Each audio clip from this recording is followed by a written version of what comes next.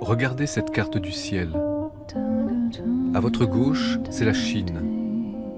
Au milieu, ce trou noir sans aucune lumière, c'est la Corée du Nord. Et plus bas, cette énorme tache blanche, c'est la Corée du Sud. Après la guerre de Corée qui a opposé de 1950 à 1953 le Nord, communiste, au Sud, pro-américain, la Corée du Sud était considérée comme le troisième pays le plus pauvre de la planète, juste avant le Soudan.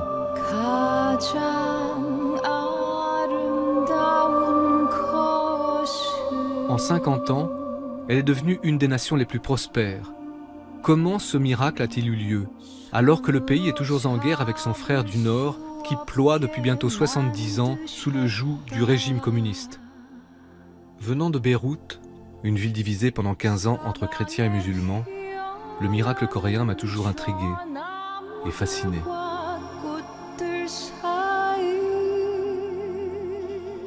Nous irons en 5 étapes à la découverte de grands sites industriels, de magnifiques îles, de cités médiévales, de temples bouddhistes et de la capitale, Séoul. Je vous emmène à la rencontre des fabricants du miracle coréen. Artistes, écrivains, industriels, paysans et religieux. Ceux qui ont fait de ce pays, 7 fois plus petit que la France, cette exception dans notre monde tumultueux.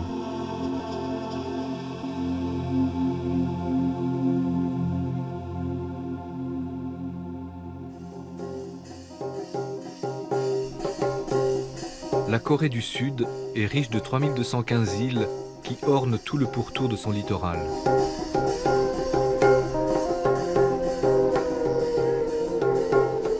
Ces territoires jouent un rôle politique et émotionnel de premier ordre dans l'imaginaire des Coréens.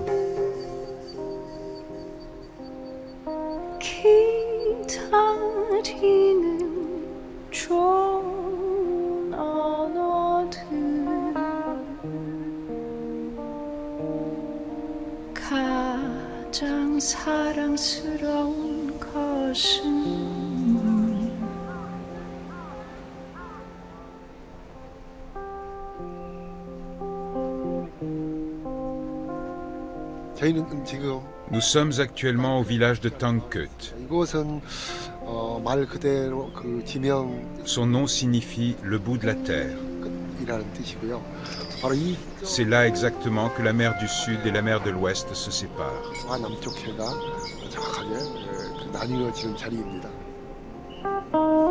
Chul Woo-lim, romancier incontournable, a bâti toute son œuvre en s'inspirant de la vie des insulaires et de leur monde intérieur. C'est avec lui que nous allons faire ce voyage en commençant par son île natale, dans l'archipel de Wando.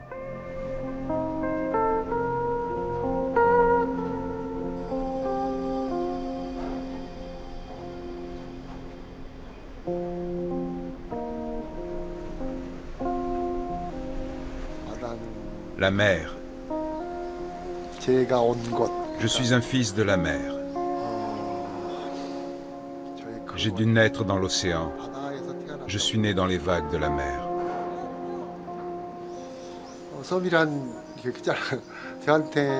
L'île, pour moi, c'est comme une étoile. Une étoile qui est toute seule, éloignée de l'univers, mais qui ne se sent ni seule ni triste, parce que l'immense cosmos la porte en son sein et qu'elle scintille à côté d'une multitude d'autres étoiles.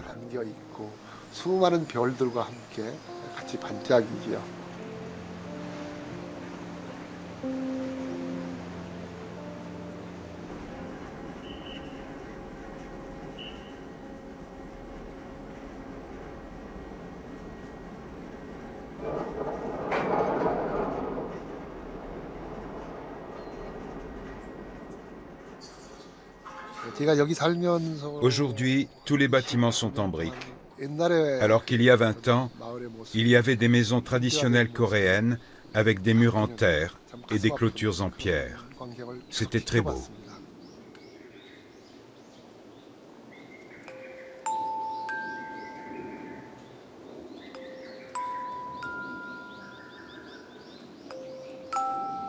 Dans une petite île de l'archipel de Wando est née la littérature coréenne. Le grand poète et écrivain du XVIIe siècle, Go San-yoon, y a été exilé. Chul Woo-lim nous conduit dans la maison de Go San-yoon, où est née son œuvre maîtresse, le calendrier du pêcheur.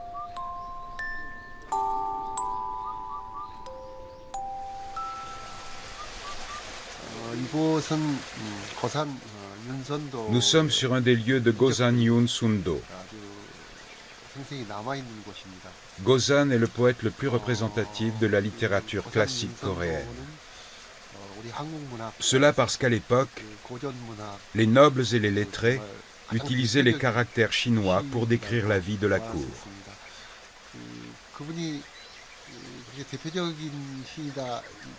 Mais Gosan a choisi d'écrire en coréen. À l'époque, le coréen était considéré comme la langue du petit peuple et était méprisé par l'aristocratie.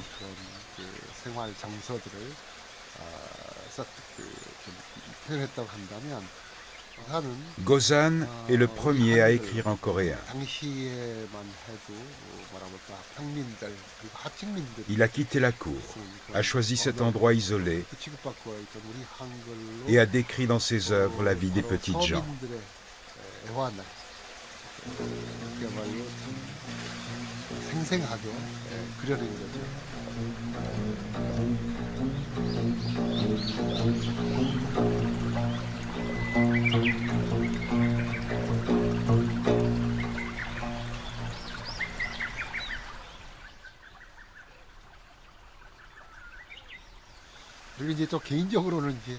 C'est une anecdote personnelle, plutôt drôle. Ma femme est une descendante directe de Gosan. C'est spécial. C'est drôle. Quand je suis allé voir ses parents pour leur demander sa main, je n'avais ni travail ni argent. Je voulais juste écrire un roman. Et mon beau-père, à ma grande surprise, a accepté sans problème.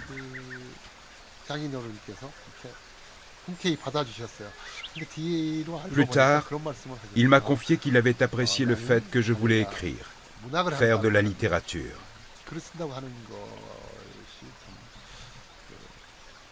Je pense que c'est parce qu'il est un descendant direct de Gosan qu'il a eu cette attitude tout à fait inhabituelle.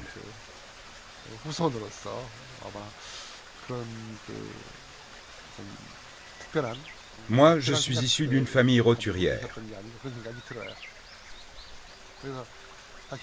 Ma femme me dit toujours qu'elle est issue de la noblesse.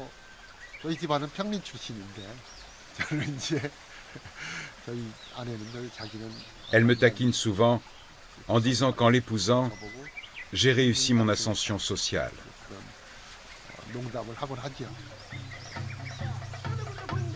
Ça va? Mais qu'est-ce que je vous raconte?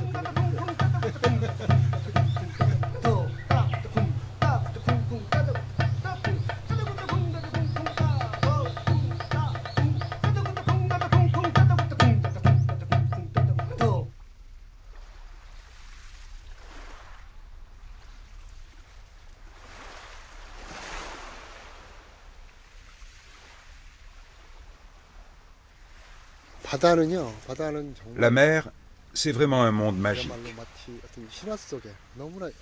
C'est ainsi qu'on en parle dans la mythologie et les contes.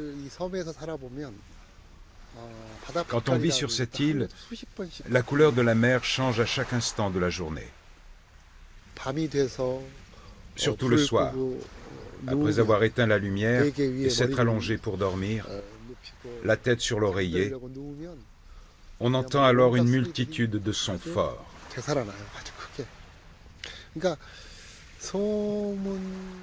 Je pense que l'île est remplie de choses mystérieuses et étonnantes. Mais c'est aussi l'endroit le plus proche du cosmos. 가장 가까이 있는 그런 곳이라고 생각을 해요.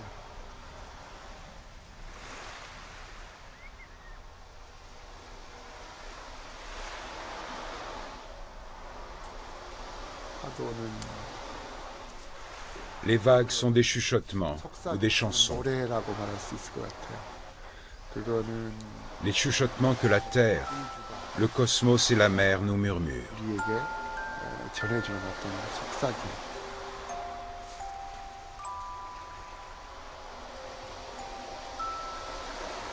수천 번, 수만 번. J'ai fait ça des milliers, des millions de fois.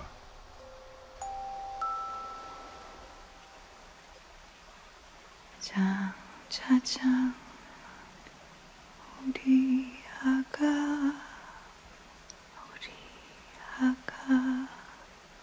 잘도 잔다 차장. Selon une tradition chamanique qui remonte à la nuit des temps, les Coréens choisissent un totem protecteur autour duquel ils bâtissent leur village.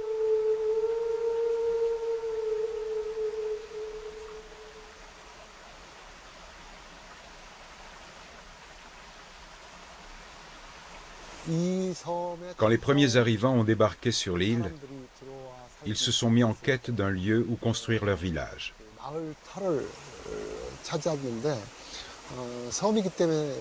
Comme ils étaient sur une île, ils ont cherché une terre arable. Et finalement, ils ont trouvé ce puits et le village s'est développé autour de cet emplacement. Et à côté du puits, il y avait ce grand arbre. Les habitants en ont fait l'ange gardien du village.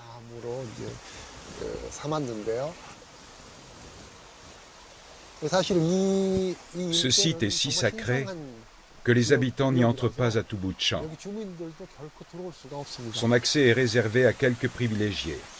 Et le site n'est ouvert qu'une fois par an pour la cérémonie des ancêtres.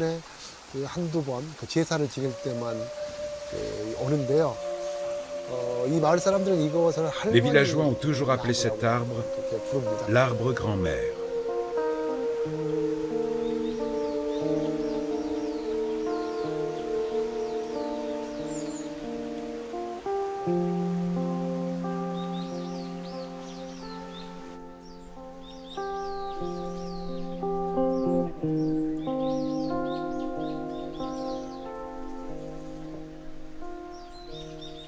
À cause de la guerre et de la reconstruction effrénée du pays, les jardins coréens ont presque tous été détruits.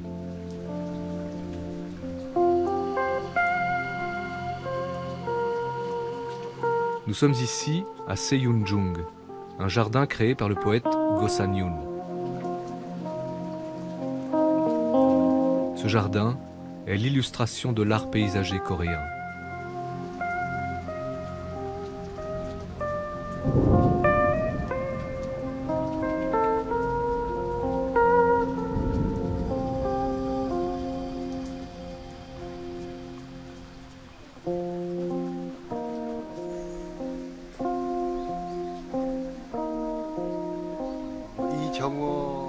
Ce jardin est connu pour être l'un des derniers jardins privés du pays.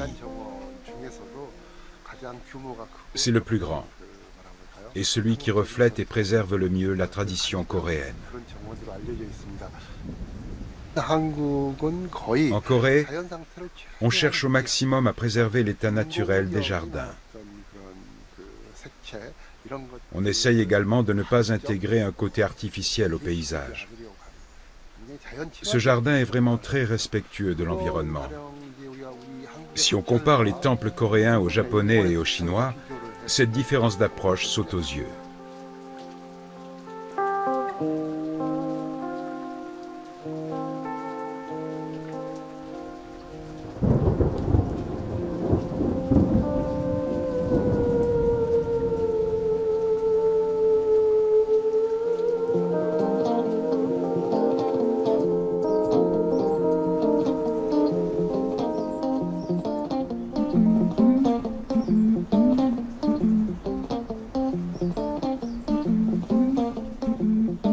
Nous sommes maintenant sur l'île de Jeju, situé à 85 km de la péninsule. Jeju a été pendant 1000 ans un État indépendant de Corée. On l'appelait le royaume de Tamna.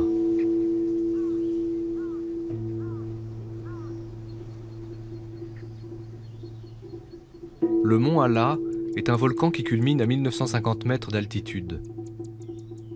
Il trône au beau milieu de l'île et en est en quelque sorte la figure tutélaire.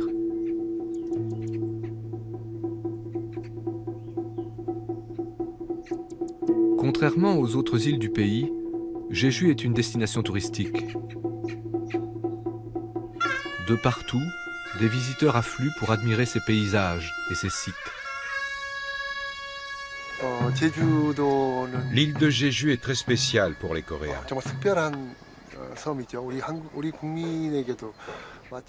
Cette île est un joyau, telle une émeraude.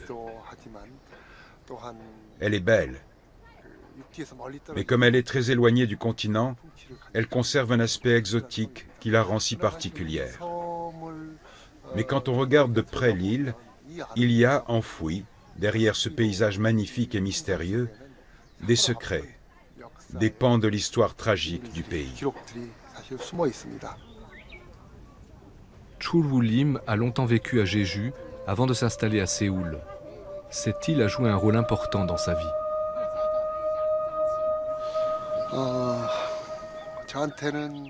Pour moi, les 3 années passées sur cette île étaient des années marquantes, où j'ai été guéri mentalement et physiquement.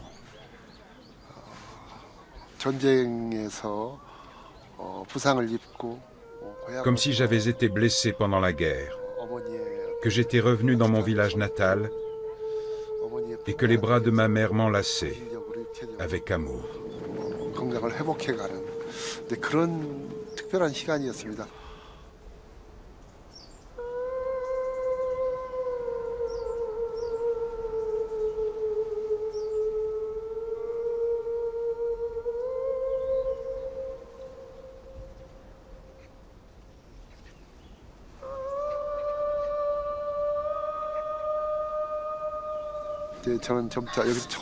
C'est à Jeju que j'ai appris à conduire. J'ai acheté une vieille voiture et j'ai sillonné toutes les routes et chemins de l'île. Et enfin, c'est ici que je me suis converti au catholicisme et été baptisé. Avec ma femme, on s'est promis que lorsqu'on serait âgé, on passerait la fin de notre vie à Jeju. On se le dit souvent, et j'espère vraiment que notre rêve se réalisera.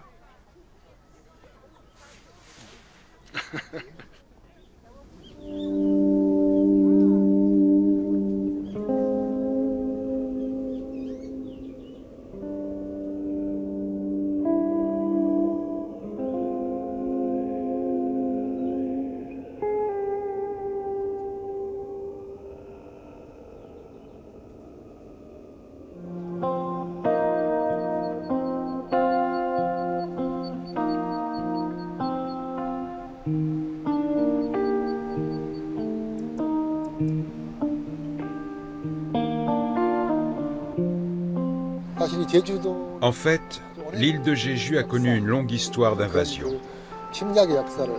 Il y a des centaines d'années, la dynastie chinoise des Yuan l'a envahi pour y élever des chevaux.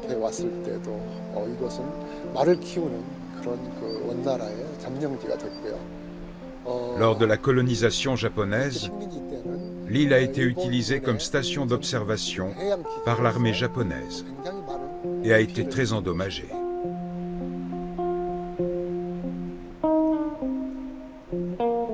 Nous sommes sur la côte sud de l'île de Jeju.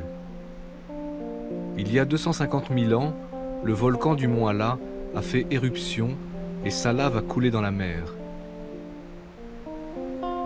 Elle s'est refroidie et a construit sur cette côte ces magnifiques, énormes falaises en forme de colonne.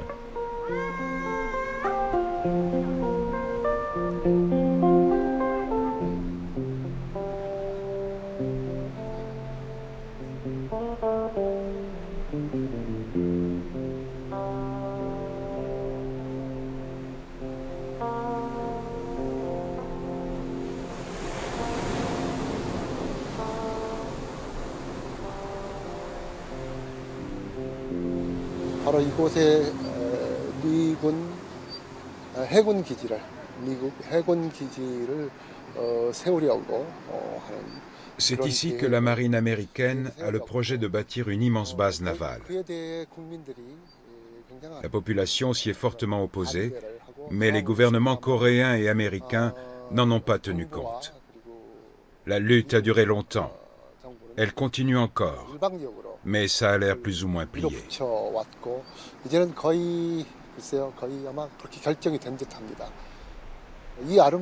Ils ont ignoré la beauté de cette côte, ainsi que la vie des habitants de Jeju, pour créer une base navale importante qui servira d'avant-poste pour toute l'Asie du Nord-Est. Ce chantier a détruit la côte, et on ne sait pas vraiment si cette base a une utilité quelconque.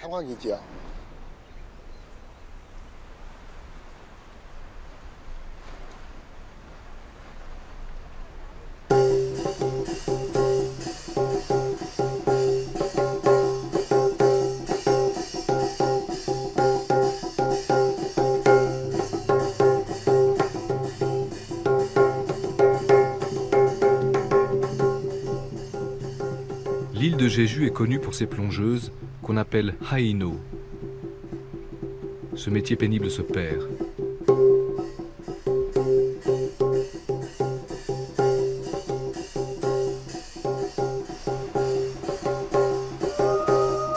Ces femmes plongent près des récifs pour ramener aux amateurs des poulpes, des oursins et des huîtres sauvages.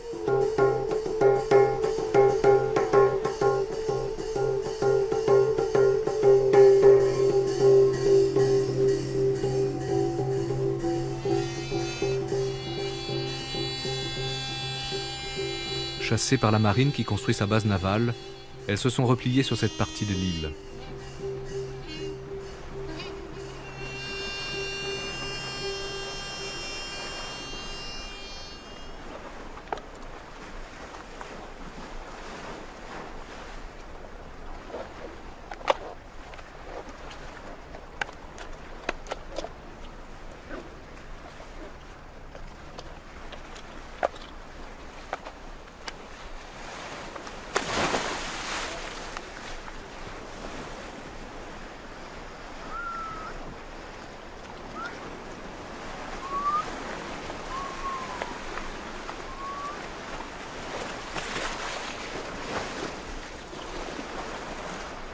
Madame, quel âge avez-vous?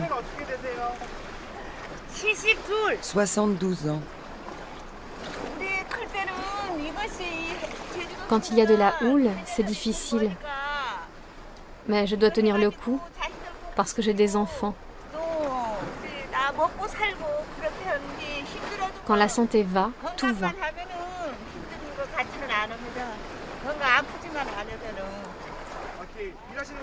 C'est difficile? Non, ce n'est pas difficile. J'ai appris à plonger dans mon enfance. Alors pour moi, ce n'est pas difficile.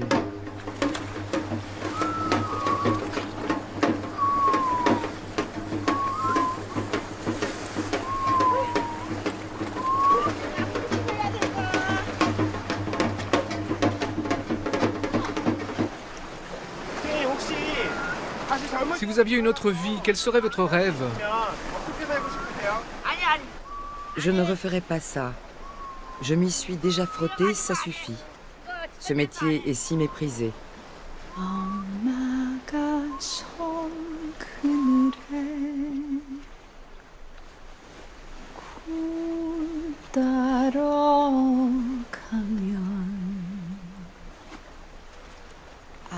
아기가 혼자 남아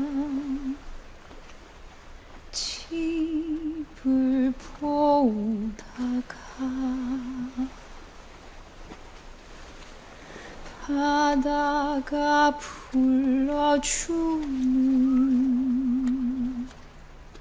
저정 노래에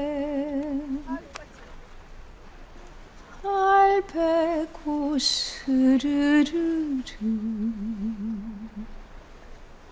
잠이 듭니다.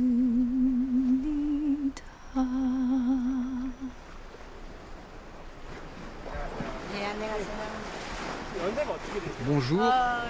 Quel âge avez-vous? J'ai 62 ans.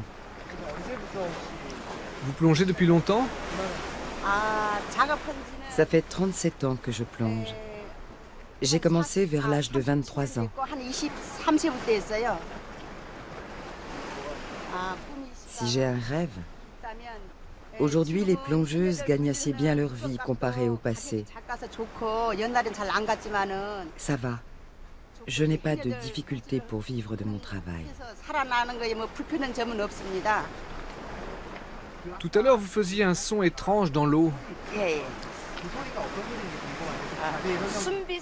Le bruit du sombi? Le bruit du sombi, quand on plonge, c'est comme si on jouait à cache-cache avec l'eau. Après une journée difficile, ce bruit sort naturellement.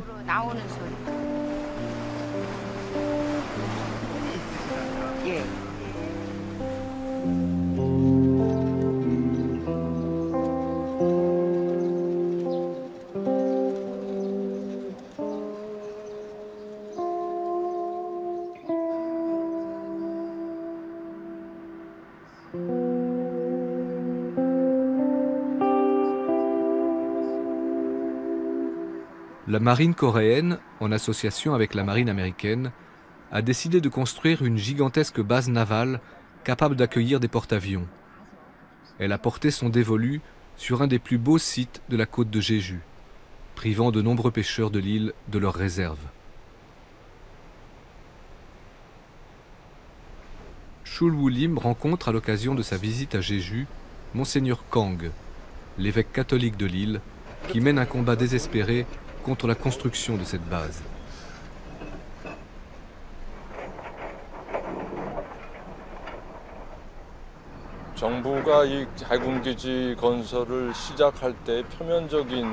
La raison officielle invoquée par le gouvernement au début de la construction de la base était que cette base permettrait une meilleure protection des navires marchands étrangers qui entrent et partent de Corée.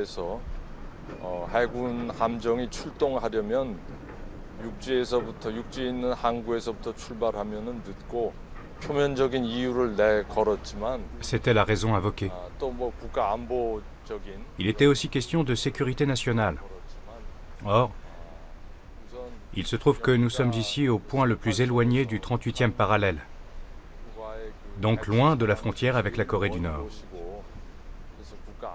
Parler de sécurité nationale est vraiment exagéré. Au final, on peut dire que c'est un port militaire qui est destiné essentiellement à la marine américaine.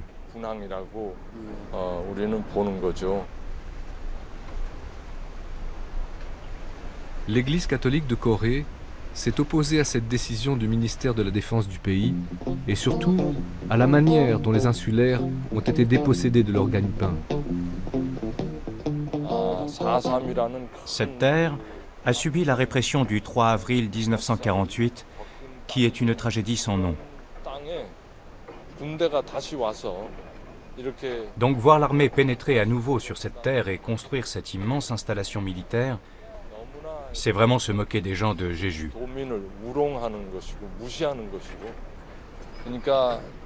Le pouvoir de l'État les a piétinés, car ils sont pauvres et faibles, et n'ont pas la force de résister.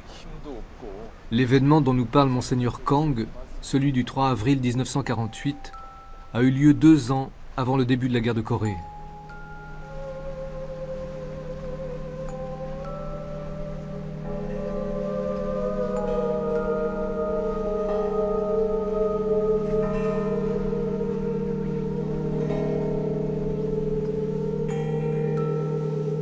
Ce 3 avril, la population de Jeju, qui était très pauvre, se soulève contre l'État central de la Corée du Sud. Ce dernier, effrayé que cette révolte ne soit téléguidée par les communistes de la Corée du Nord, dépêche la troupe. Le soulèvement est réprimé avec la plus grande brutalité. Plus de 170 villages sont rasés et on dénombre entre 20 et 80 000 victimes, dont des femmes, des vieillards et des nourrissons.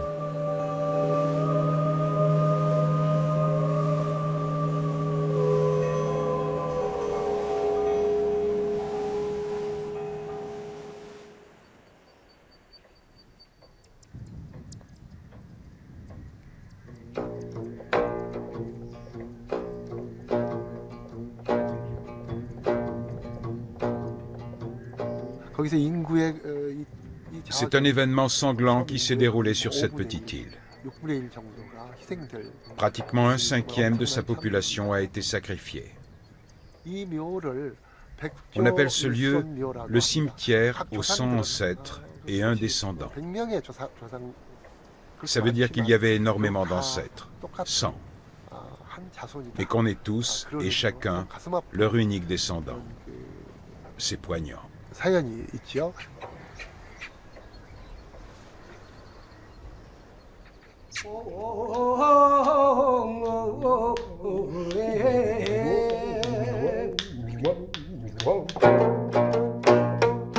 Les descendants de cette tragédie gardent aujourd'hui encore la mémoire de ces souffrances.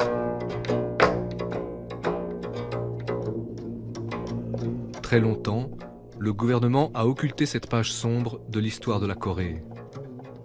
Ce musée a été construit pour honorer la mémoire des victimes et informer locaux et touristes de cette tragédie.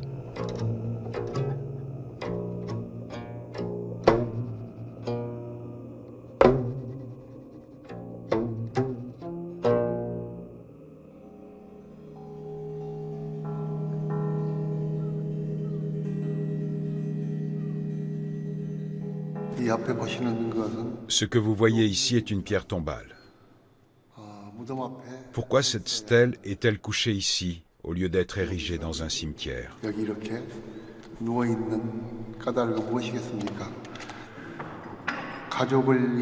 Tous les gens qui ont perdu leur progéniture ou leurs proches ont préparé cette pierre tombale d'un même cœur.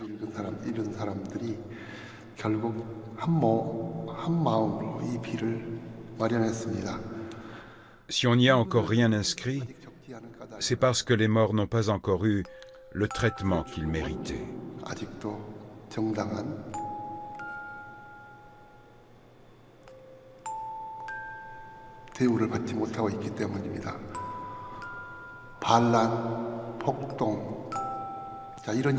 Au lieu d'être considérés comme des victimes, l'État, prétextant la révolte, les a longtemps étiquetés comme des criminels.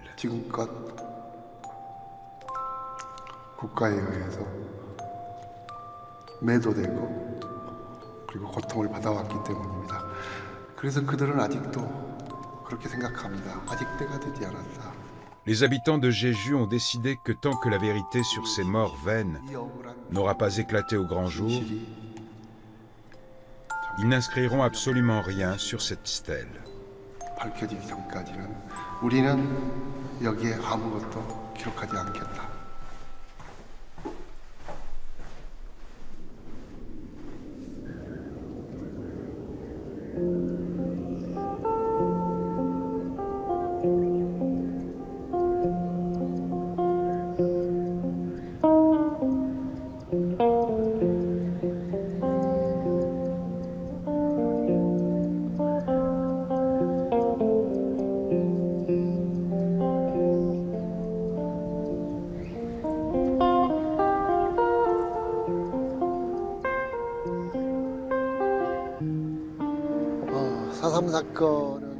Le massacre du 3 avril a eu lieu en 1948, après la Deuxième Guerre mondiale et au début de la guerre froide.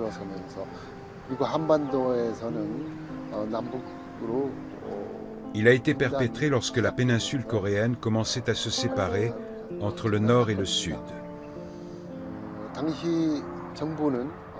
Pour le gouvernement d'alors, plus de 90% des habitants de Jeju étaient de gauche.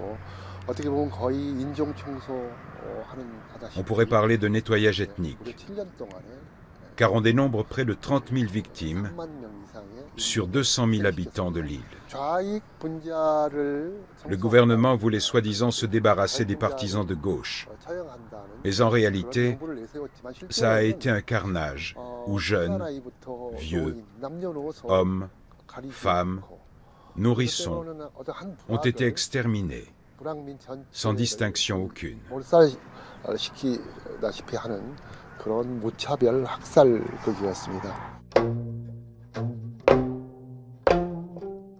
Cet événement, nié et occulté pendant 50 ans, a été mis au grand jour avec le retour à la démocratie en Corée du Sud.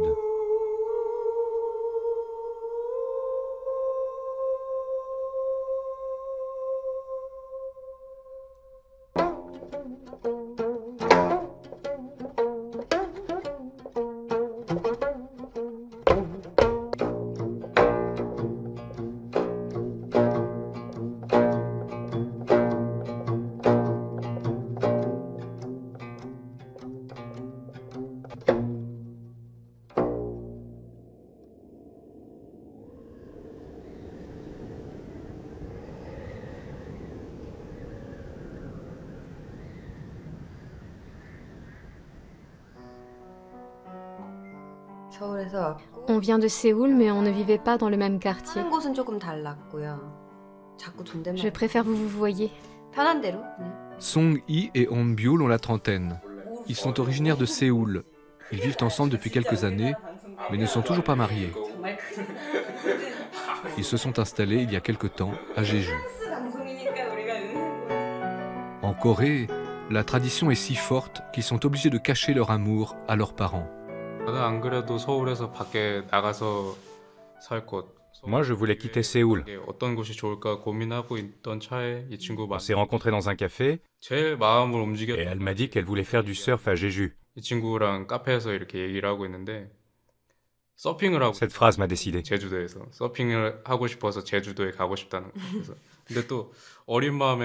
J'étais encore jeune et ça me semblait romantique. Ça me semblait si romantique et si cool que ça m'a décidé. J'ai pensé qu'on pourrait bien vivre à Jeju. Et nous voilà.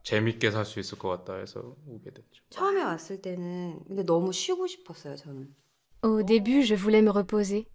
J'avais travaillé sans relâche en ne dormant que 3-4 heures par nuit.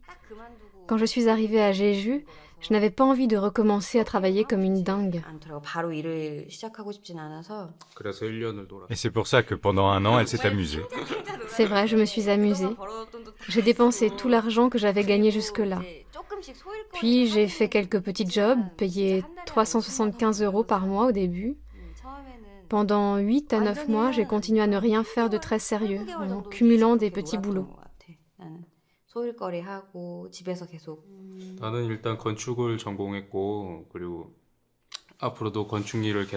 Je suis architecte et j'ai tout de suite cherché un boulot dans ma branche. 마음을 먹고 알아본 그 첫 번째로 한 일이 이제 건축사 사무소를 알아보는 일이었고 그리고 Par chance, j'ai trouvé un emploi dans un cabinet où je travaille encore aujourd'hui. 적당하게 일할 수 있는 데를 찾아서 지금은 건축사 사무소에서 일을 하고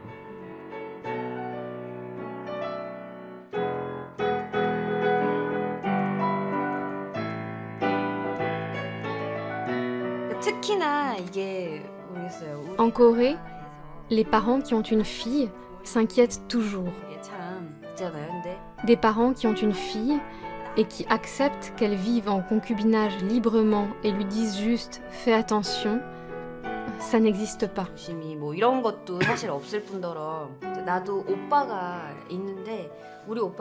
J'ai un grand frère, s'il vit en concubinage avec une copine, mes parents n'y feront pas vraiment attention, ils trouveront rien à redire.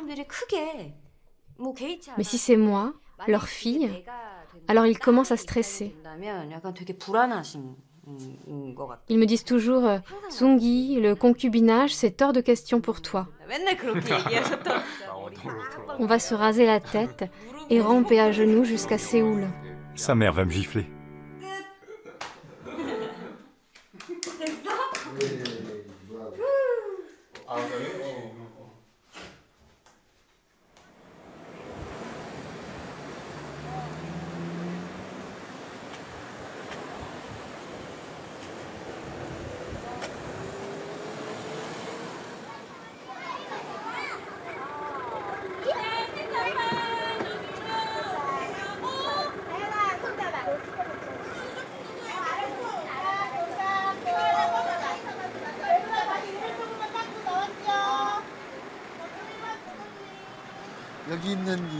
Ce grand-père en pierre, ici, est, tel que son nom l'indique, une sculpture en roche volcanique de Jeju.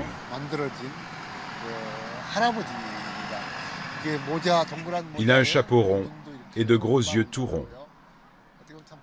On pourrait dire qu'il est assez moche. Mais on ne sait pas exactement quand ce Harubang, ce totem en pierre, a élu domicile à Jeju. On sait seulement que c'était l'ange gardien du village. Et pour les habitants, c'est un être familier. Aujourd'hui, il est le symbole de Jeju.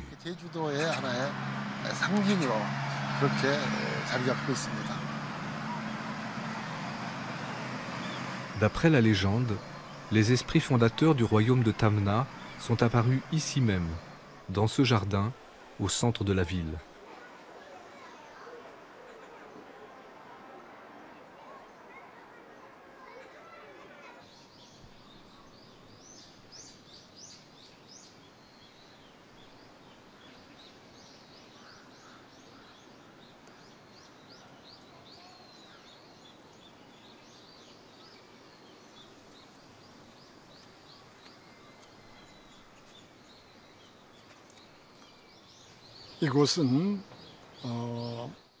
Cet endroit est le lieu d'où il y a 4300 ans, les trois dieux, Goela, Yangela et Boela, ont jailli de terre.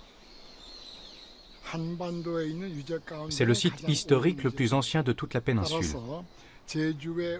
Comme c'est le lieu où sont nés les fondateurs des autochtones de Jeju, il est conservé comme une terre sainte. Et c'est pourquoi les descendants de Goela, Yangela et Boela ont créé la fondation des trois noms, Go Yang Bu. Et moi, je suis le représentant qui gère cette fondation.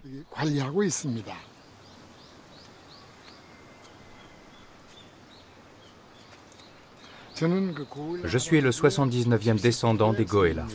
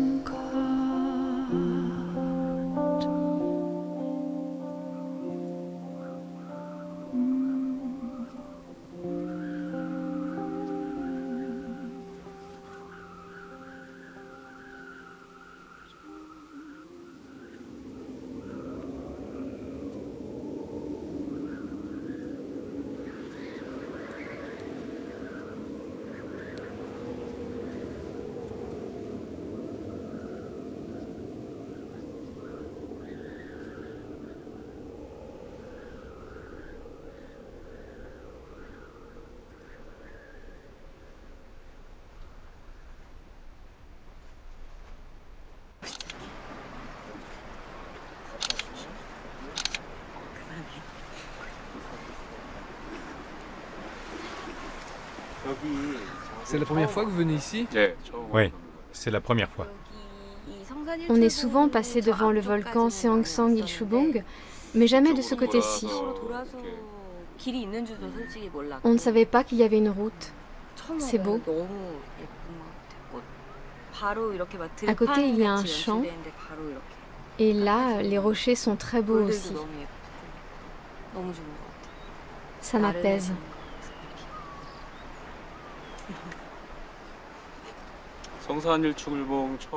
La première fois que j'ai vu le Seongsan Ilchubong, ça a été un choc.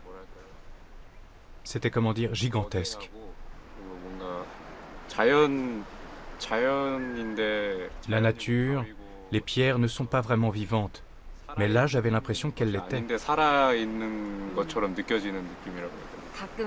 Parfois, on voit des formes vivantes. Il dit que ça ressemble à Godzilla recroquevillé. Contrairement aux autres lieux de l'île, quand je contemple le Seongsan Ilchubong, ces oreum, ces cratères, j'ai souvent l'impression que des monstres y vivent. Mais quand je parle de monstres, ce ne sont pas des entités violentes ou destructrices, mais plutôt des êtres vivants magnifiques et énormes.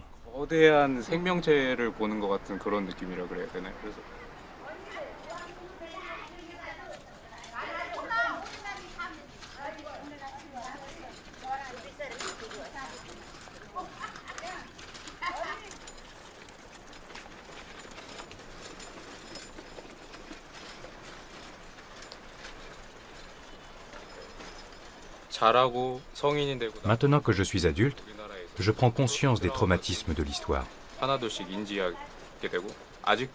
Toutes ces choses horribles qui se sont passées ont des conséquences sur notre vie d'aujourd'hui. Les blessures sont encore vives.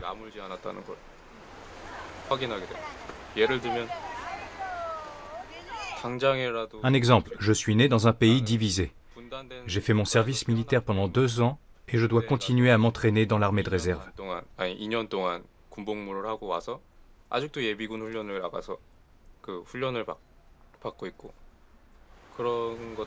Et puis, une chose m'obsède, sans doute parce que je suis architecte, c'est la disparition de tous les bâtiments anciens. Des pans entiers de notre culture ont également disparu.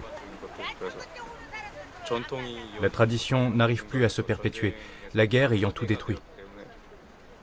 On vit dans un environnement avec une cassure. Le flux est rompu et on est désemparé.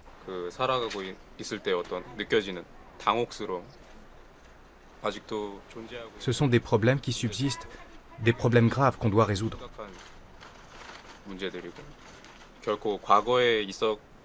Cette histoire n'est pas terminée. Elle est toujours d'actualité et on doit y faire face.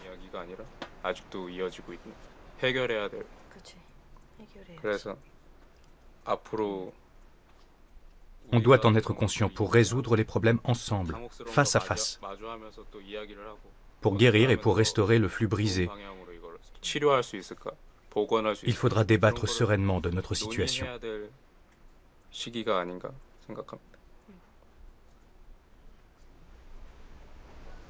En fait, la division de la Corée n'est pas seulement une division géographique, avec des choses concrètes comme les barbelés. Il y a une division bien plus importante.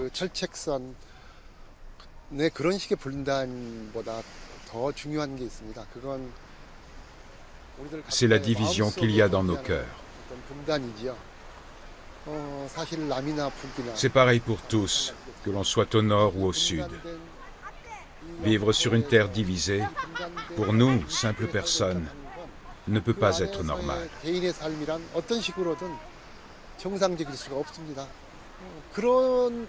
C'est notre réalité. Et pourtant, on fait comme si tout était normal.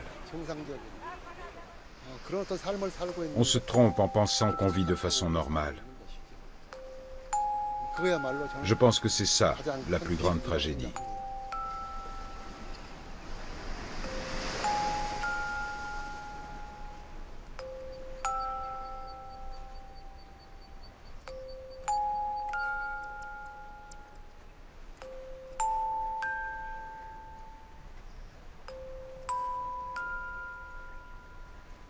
엄마가 섬 그늘에 굴 따러 가면 아기가 혼자 남아 집을 보다가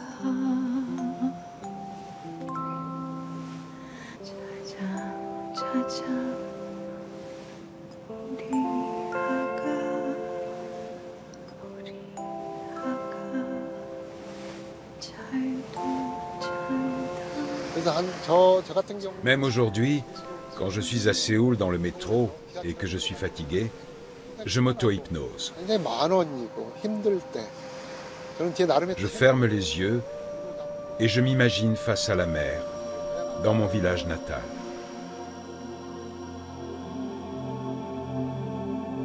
Nous quittons les îles de Wando et Jeju, ces îles de beauté et de souffrance. Beyrouth me revient à l'esprit. Je reste alors admiratif de la manière dont les Coréens apprennent à se réconcilier avec leur passé douloureux et à préserver leur amour de la nature et de la mer. Commence si tu préfères. D'accord, je commence. Les 3 familles se relaient à la tête de la fondation. C'est un poème célèbre, qui est très court, qui s'intitule « L'île ». Entre les hommes, il y a une île. Non, je recommence. Mon rêve, c'est qu'on me donne beaucoup d'argent et que j'arrête ce travail.